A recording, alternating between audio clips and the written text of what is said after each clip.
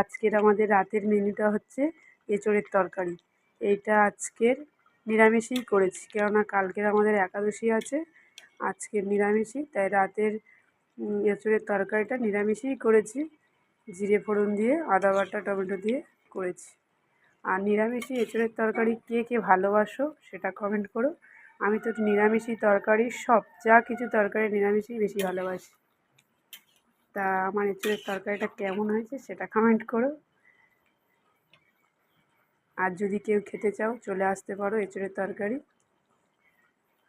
কেমন হয়েছে, লাল লাল ভালো লাগছে কালারটা। Tata, good night. একটা স্পেশাল মশলা করে আমি রাখি, সেই মশলাটাই দিয়ে দিলাম, কেন এই মশলাটা আমার সব নিরামিষি তরকারি দেওয়া হয়। একটা মশলাই বানিয়ে রেখেছি।